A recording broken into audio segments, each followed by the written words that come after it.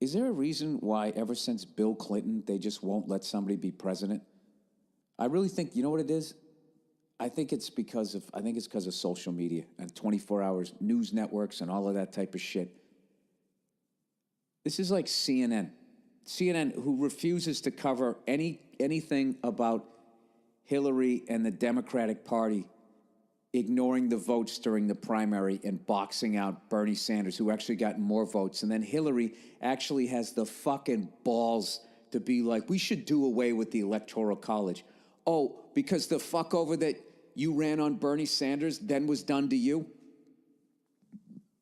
I've never seen such an entitled fucking person. Everybody talks about how entitled Trump is, and I'm not saying he isn't. Jesus fucking Christ. She really thought that that job was hers. It's fucking unbelievable. Anyways, it's unfucking believable. All right. It says Sean Spicer basically admitted that he was willing to lie for Trump. Now, what is shocking about that? Do you think there was nobody in Obama's cabinet that was willing to lie for him, or Bush's, or Clinton's, or first Bush, or Reagan, or Carter? That's what happens. Think about in your life, there's people you're willing to lie for. You know? Your buddy's fucking hammered behind the wheel. The cop comes up. You sit there, oh, officer, he's fine. He's only had a couple. You know, you do that. It's a friend.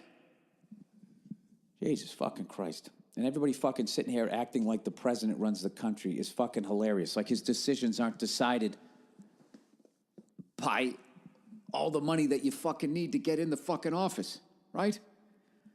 I don't know. They keep saying, did Trump use most of his own money? I doubt it. I don't even know what the fuck I'm talking about. I'm just so fucking sick of people, you know, acting like this guy is way worse than the other guy because of 2 or 3 issues. Other than that, as far as the environment, as far as the food supply, as far as the heroin epidemic, it's the exact same thing. Don't fucking say shit about it, right? Is that what it is? I don't know. All right. After Chicago teenager is found dead in a walk-in hotel freezer, mystery lingers. This is why I don't watch the news. North Korea's latest nuclear test was so powerful it reshaped the mountain above it. Okay, well, it's nuclear power. It's powerful. Russia fires cruise missile at IS stronghold. Is that the cool way to say ISIS now? Is IS stronghold in East Syria. Russia is about to kick off a war game that is freaking out NATO. Here's what we know. This is why I don't read the news. I wouldn't know any of this. It's a game. They're having a game. They can't play a game in their own country. Coordinated attack in southern Iraq kills at least 50. Okay. No good news yet. All right, let's go to the United States. Let's see what good news is here. 8 dead after South Florida nursing home's air conditioning fails following Hurricane Irma. Great. Next one. As the White House calls for her firing, ESPN's Jamel Hill addressed the elephant in the room. What the fuck is this? How the fuck do we go from the White House to a reporter on ESPN? Now this, I'll tell you, this here I gotta read. This one I gotta read. All right. Here we go. What do we say? Hours after a White House spokesperson called for ESPN to fire her because she called President Trump a white supremacist on Twitter, Jamel Hill tweeted about the topic Wednesday night, saying she was going to address the elephant in the room after becoming the latest flashpoint in a cultural skirmish that has involved the sports network once again. Hashtagging her tweets, #facts, Hill wrote, "My comments on Twitter express my personal belief. My regret is that my comments and the public way I made them painted ESPN in an unfair light. My respect for the company and my colleagues remains unconditional." Yeah, how the fuck do you have that job and know you can't tweet some shit like that? You're going to get fired because at the end of the day, all ESPN gives a fuck about is ratings and money. That's what they care about. All right, so when asked Wednesday afternoon by the Post's David Nakamura Nakamura, that's a good last name.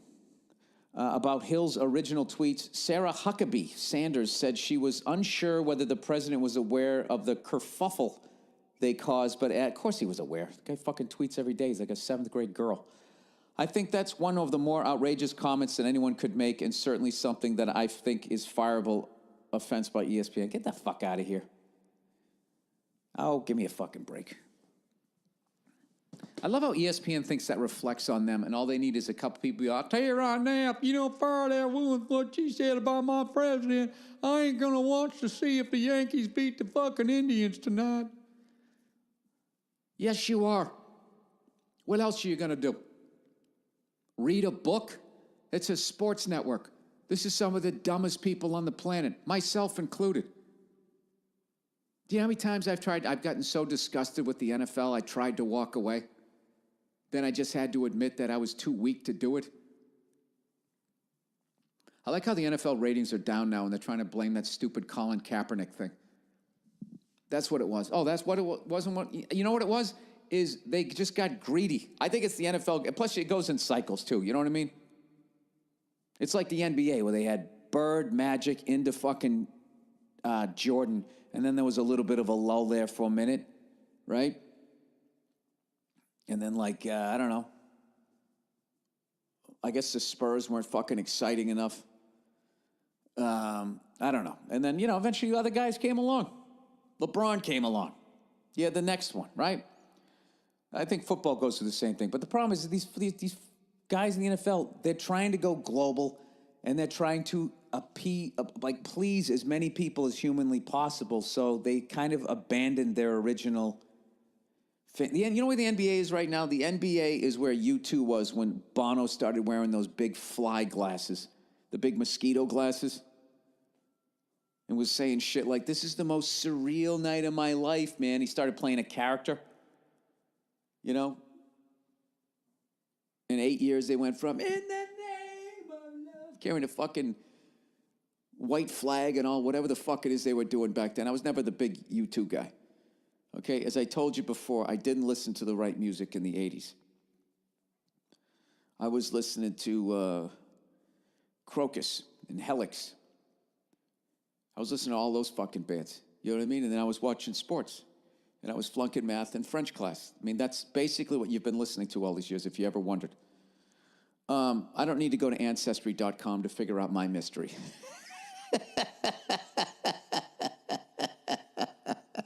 I am a fucking dope. I am a dope's dope. When I walk into a room, dopes shut up just to listen to what stupid thing I'm going to say. Anyways. Yeah, they did the pink thing. Let's have the football players wear pink. I love how, like, for some reason, the fact that a football is a really male testosterone aggressive thing that, like, for some reason guys have to apologize for that, and they just can't effeminate. Is that the word? Effeminate? They can't make it like feminine enough all of a sudden, because all these feminists bitch moaning and complaining has all these corporations all in a myth like, oh, we don't want to be considered sexist. So next thing you know, they're wearing pink for a month, as if the NFL gives a flying fuck about anything other than making money. Cancer, this is what we care about. Your brain turning into scrambled eggs. Yeah, we don't, and you killing yourself by the time you're 50. We don't give a fuck about that. Oh, is that what you did? Here's $40 for everybody who ever played the fucking game. They don't give a shit. According to reports, they kept like $95 to $97 of every $100 they made off of that pink shit. So give me a fucking break. They show people in the crowd that are in the military. They charge that branch of the military. They treat it like a commercial, as they tell you to support the troops. The fuck out of here, right? So now what? So now all these women's groups sit there bitch moaning and complaining. So now they got female referees. They got women calling the games. They got the guys wearing pink for an entire fucking month. They got Lady Gaga singing at the fucking halftime at the Super Bowl. They took a total fucking left turn. And when you do that, like you too, is you're going to lose a lot of your original fan base that are like, hey man, I liked them back when, I liked the first album. I saw them when there was only 8,000 people at the fucking show. That's basically what they're going through. And they're going to survive it. And they're going to transition from, the frozen tundra and all of that fucking, making it seem like it was fucking D-Day, all of that great shit that I loved. They're going to transition out of all of that. And I think that there's going to be a lot more fuchsias and teals and all that type of stuff coming into the NFL as they try to, I don't know, I think as they try to get ahead of this next generation of people that's coming up, that goes out to comedy clubs and literally just stares at the comedians. Like, that's what I'm experiencing now. I was at the Comedy Store last night. Granted, something fucked up happened before I went on stage. I guess I should have realized that. And just staring at me. Staring at me. So, I don't know. I don't know what I have to do. I'm thinking of actually, maybe I'll start wearing pink on stage. And then people will think that I care.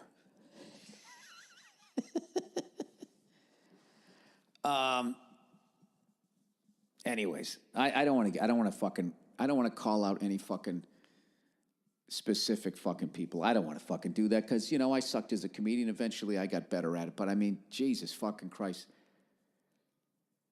If you're going to go down that road, you still have to pick somebody that's of a fucking certain level of professionalism, no?